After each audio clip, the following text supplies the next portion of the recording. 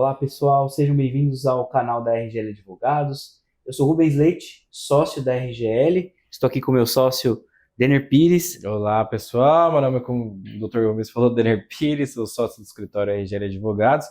E hoje a gente vai bater um papo sobre os aspectos jurídicos do reembolso em planos de saúde. Fique atento.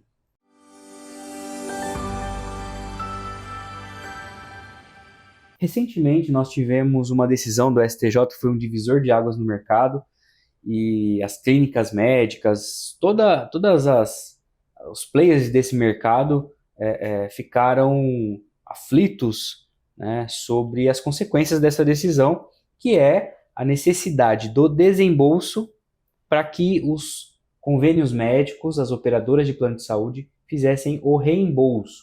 Para quem está chegando agora e para lembrar, essa era uma prática muito comum. As clínicas médicas faziam os procedimentos e pediam reembolso antes de ter o desembolso ou não sem o desembolso do cliente.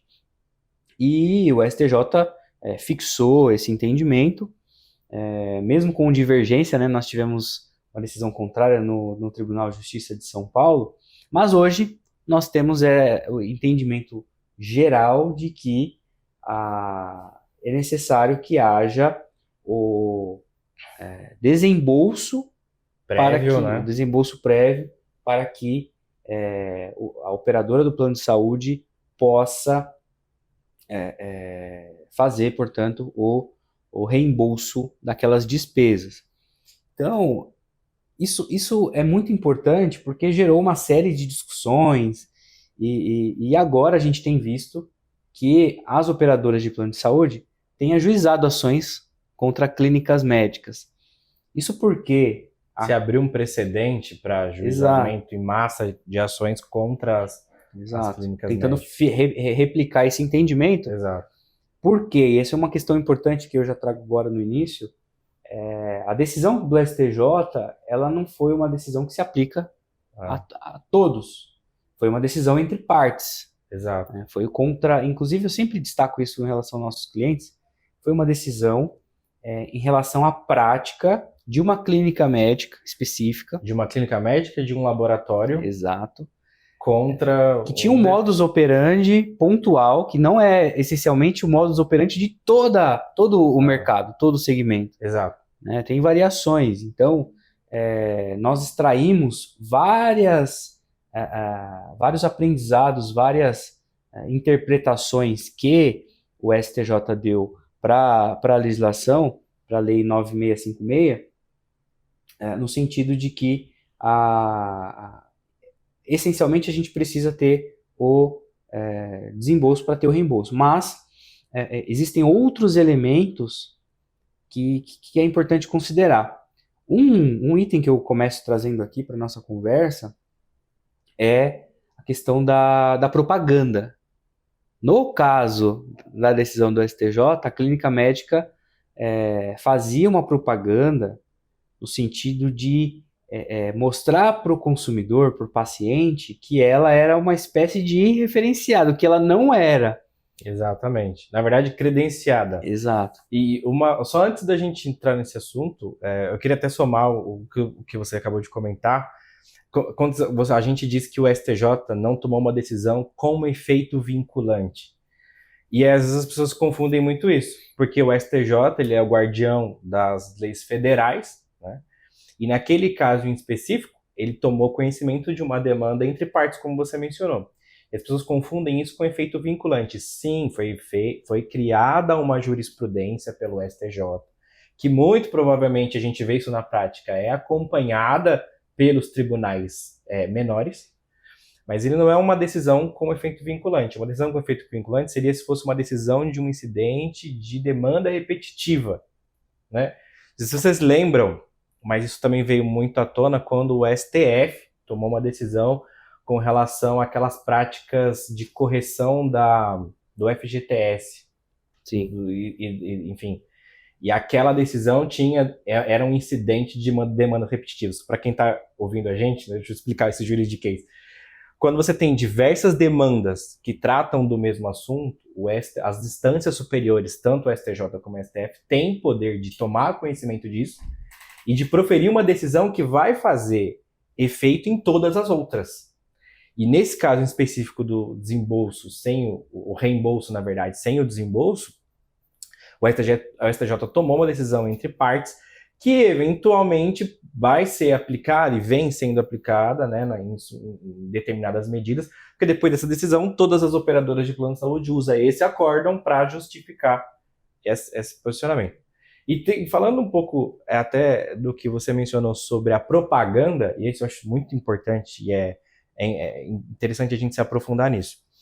De fato, sim, naquele processo, as partes ali, enfim, as clínicas e o laboratório faziam uma propaganda de que eles seriam tanto credenciados e também a facilidade, né, com que esse processo de obter o reembolso sem o desembolso era aplicado. E o que a gente entendeu ali, que o STJ firmou um entendimento de que existe uma diferença entre credenciamento e livre escolha. Isso que é importante todo mundo saber.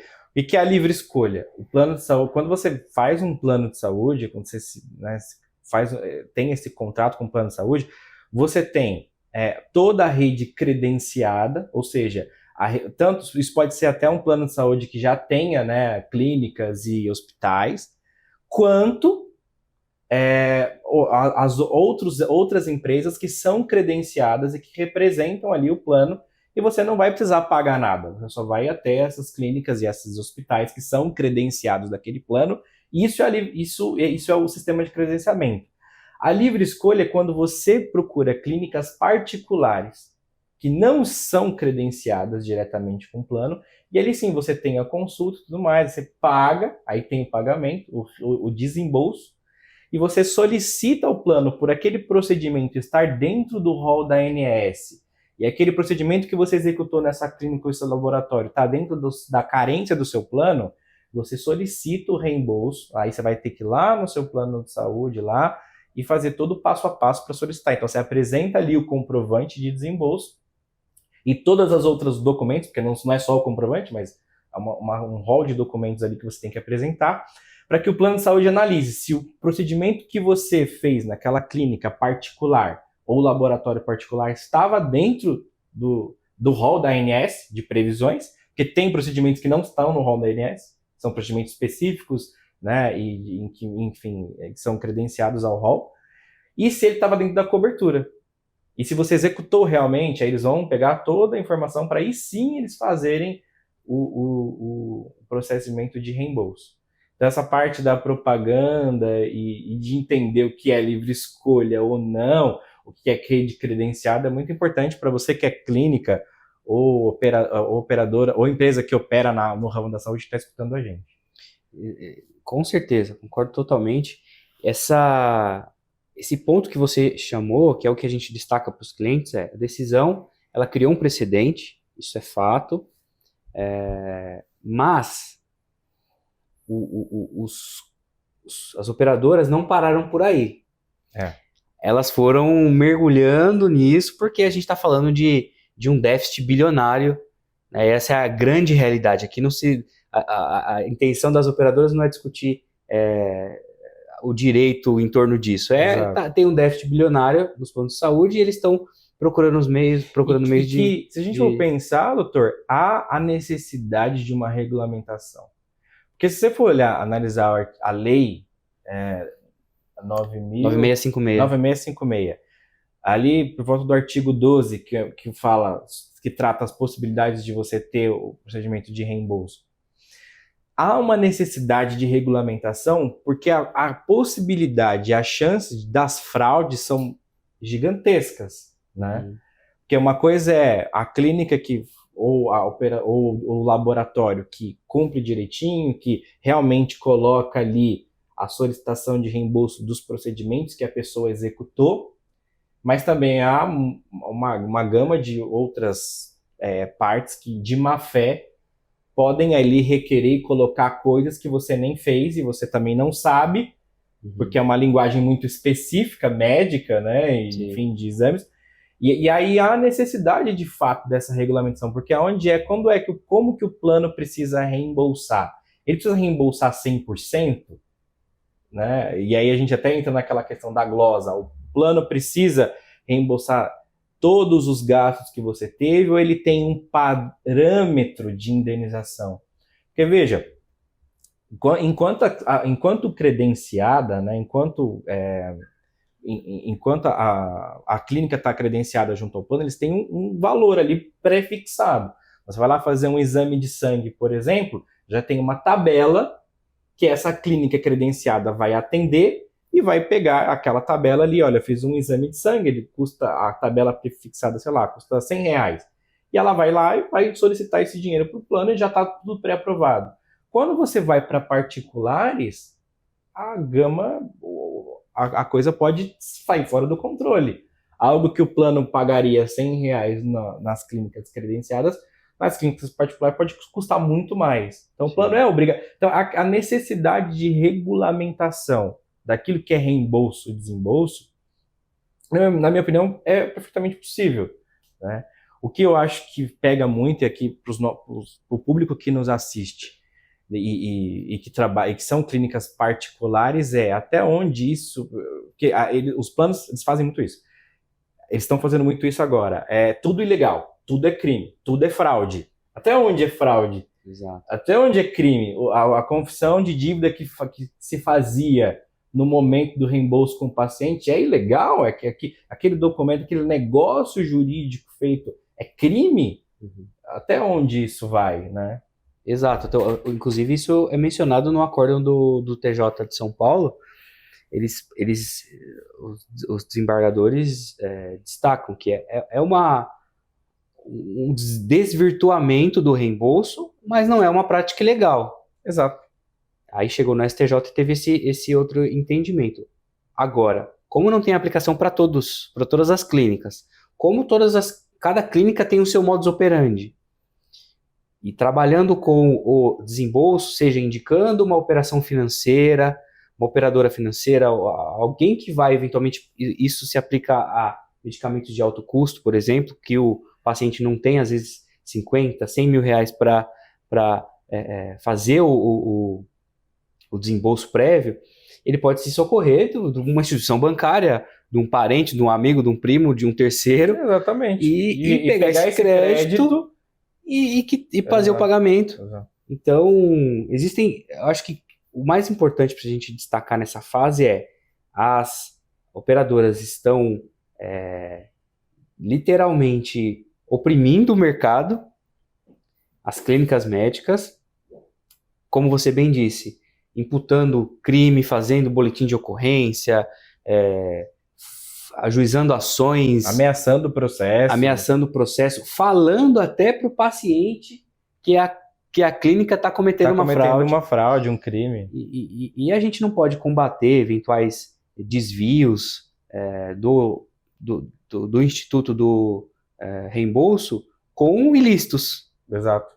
Então, a gente precisa ter essa discussão, mas ter claro que se a clínica médica está operando de forma legal, né, aceitando o pagamento, seja como ele for, né, desde que ele tenha vindo do paciente, né? Exatamente. E uma coisa é a gente entender o modus operandi, porque o que eu estou vendo muito aqui, né, nos processos até que nós administramos e pesquisando isso a fundo aqui no estado de São Paulo, há uma investida muito grande dos planos de saúde em criminalizar e banalizar, enfim, e aí, como se disse, né, oprimir as clínicas particulares justamente por conta do modus operandi.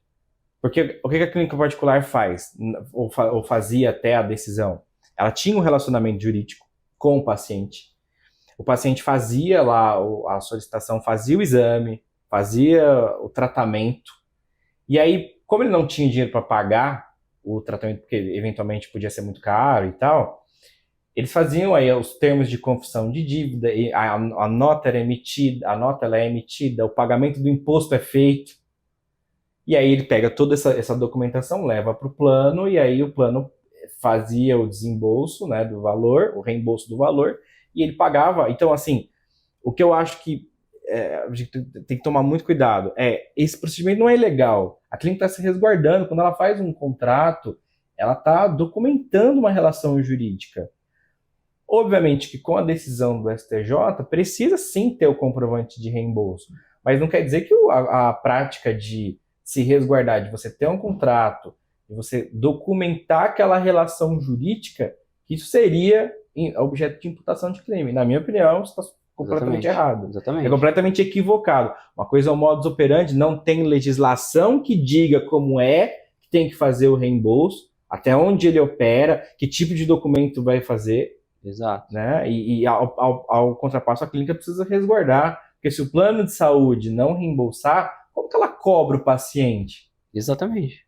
Através de demonstrar para o Poder Judiciário, para quem quer que seja, que existia um contrato ali. E aí a obrigação do paciente, claro, de fato, é a busca desse direito que ele tem de ter o reembolso, enfim. O que é diferente da antiga prática, que era uma cessão de direitos de reembolso. Exato. Que foi discutido no acordo. Exato. Não se está, né, nesse caso que você relatou, não necessariamente você está cedendo direitos. Tá? Formalizando a relação jurídica entre paciente e clínica particular. Não existe. Alguns advogados falam, mas não existe nem o direito para ele ser cedido. Não, ele tem uma expectativa de direito. A partir do momento que eu sou paciente e eu tenho um plano de saúde, e o plano de saúde é obrigado a fazer, se eu demonstrar para ele que eu tive um custo, ele tem que me pagar esse custo. Porque é fruto da obrigação contratual com o plano. Exatamente. Se ele tem que pagar 100% ou não, talvez até um assunto para a gente trazer depois, sim, porque aí é um outro problema jurídico. Mas ali eu tenho uma expectativa clara de direito. O problema é que, de fato, e aí eu acho que esse ponto até ponderou bem o STJ, porque, de fato, se você não comprovar que você fez o desembolso, como é que você quer pedir o reembolso? Então, assim, é compreensível que você tenha que provar isso. Por mais que todos os documentos que acompanham esse pedido tenham validade jurídica. Porque você estabeleceu ali a dívida, ela existe. Ela só não foi quitada ainda, mas toda a dívida, ela existe. Então, talvez o STJ, tentando regulamentar o que a lei não regulamentou ainda, deu um precedente que pode ser aplicado nos casos posteriores. Exatamente. Por isso que é importante que as clínicas médicas tenham um programa de conformidade. Exato. Com a legislação, com a jurisprudência, para que elas possam não ter o desgaste com o paciente e isso culminar em prejuízo financeiro no final do dia. Então, é muito importante ter essa consciência e ter um programa que vai garantir a segurança jurídica dessa operação. Exato. Garantir ou mitigar risco dessa operação, porque a gente tem visto aí decisões diferentes de várias instâncias, até que a decisão seja finalmente pacificada. A gente ainda vai continuar discutindo bastante sobre isso.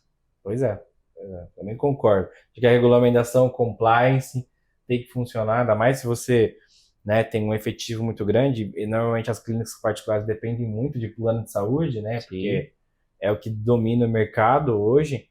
E de fato, isso é um problema de concentração de mercado, de fato. A gente for pensar, né?